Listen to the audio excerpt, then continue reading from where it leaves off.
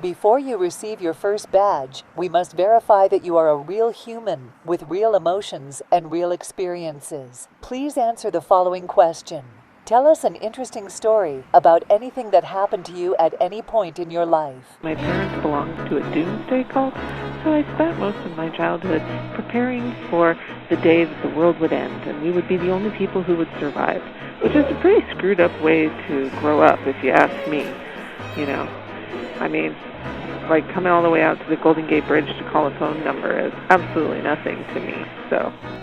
I got to go spend the day with him as he auditioned, and then he performed that night, and they announced that he won, and I could not breathe. Tears were streaming down my eyes because I was so proud of him. When I was in graduate school, my first quarter, I was dating a woman who lived several hundred miles away out of town. We ended up breaking up, and it was heartbreaking, and I sent her best friend an email, and in that email I described very vulnerably how sad I was and how much I missed her. And so that email went to everybody in the entire graduate school.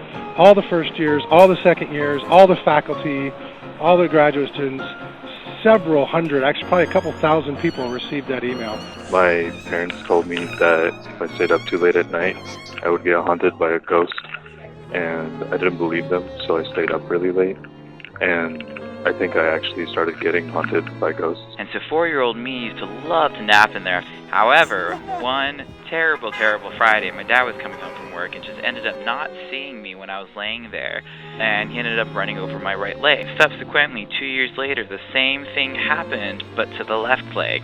When I was 6 years old, I was hit by a car and survived, and it has pretty much informed the entire rest of my life and how I view life and my purpose here.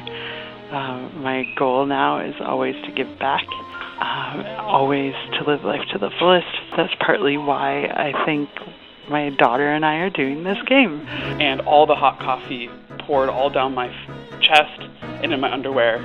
And, like, I'll spare you the gory details, but I burned my pee-pee. I had showed my pee-pee to so many doctors. I had to explain to them that I burned my pee-pee. Well, this morning, I'm a firefighter, and we went to a restaurant, and sure enough, the stove was just running with no pilot lights. Filled the whole room with natural gas, and our monitor said the LEL, the lower explosive level, was in the danger zone. So if anyone lit a cigarette, it would have went kaboom. So we did a good job today. One time that guy, Martin Shkreli, the millionaire, investor, drug company guy, was having a live stream. Anyway, he was bragging that his typing speed was probably better than anyone, and to prove it, he opened up a type racer match. I hopped on the link, and I schooled him. I absolutely schooled him. 130 words per minute. He was clocking like 110. And he said, hey, can you fly this plane for a little while? And I said, I don't know how to fly a plane. He's like, you know how to fly a remote control glider. Why don't you just do the same thing? And I did. It was pretty exciting, and I never want to fly in a small plane again. Our assistant coach comes running at us, and he told us, stop, go back. It was a dead body. So we discovered the dead body during a track workout.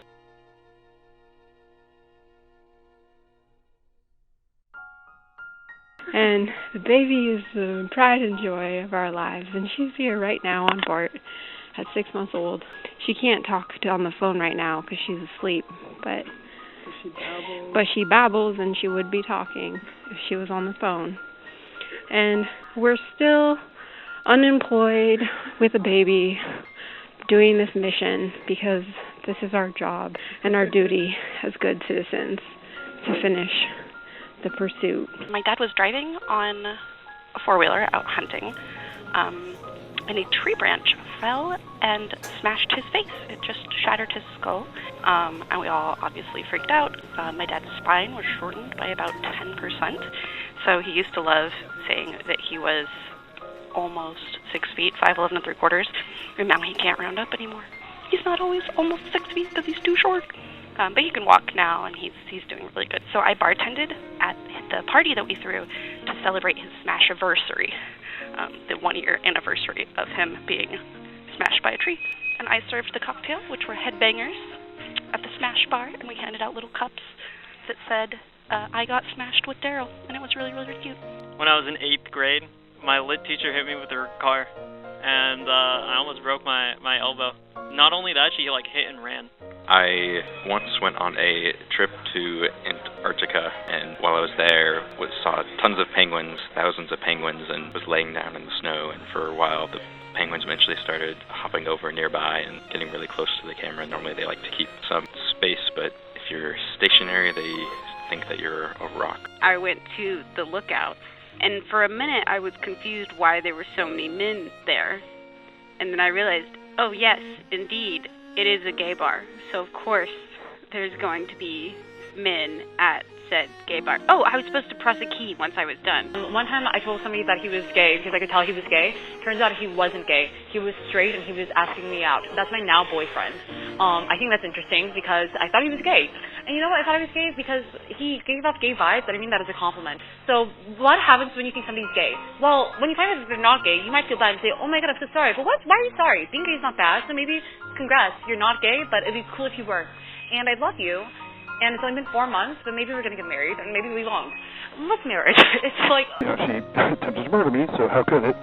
So we're going through a divorce right now, but on the upside, one of my pursuit team members is a woman that I think I'm actually falling in love with, even though we've only known each other for 4 months. So all life is good now, but yeah, this is just a reminder of a pretty rough patch in my life. Anyway, I hope that was interesting. It's not a funny story, but it means a lot to me. There I was, high school Spanish class, sitting at the same table as a girl named Smita. I looked across and knew she knows the homework, she knows what's due. And so for the rest of the night and the rest of the school year, I spent trying to get the attention of the beautiful girl in my Spanish class who knew all the answers to the homework. Now, 9 years later, we're engaged, living together in the city. I love this girl more than anything in the world. Thanks, Percy Pursuit. There was a point when I was getting into sailing that I truly understood the power of the ocean. Out at sea, going through 40-foot rollers while trying to sail change and just getting sandblasted by salt. And somewhere in there, after the person next to me threw up, before we got the sail changed, there was a moment of clarity that was almost as though the clouds parted, though I feel like they couldn't have. But it was almost like a moment of warmth, of sunshine on me, that just changed the outlook on all of that. Just where I was and what I was doing and why I was there, and just the beauty and the power of just a bunch of tiny humans on a weird fiberglass bottle cap in the middle of the ocean, riding waves they shouldn't have been, trying to do a thing that was silly. That really helped me understand and truly appreciate just the scale of the world and how silly and wonderful all of life is. But you asked me for... I don't have any recollection what you asked me for. I think it was an interesting story. But that was the point that was one I remember right now. Well, thanks for the game, guys. This has been good.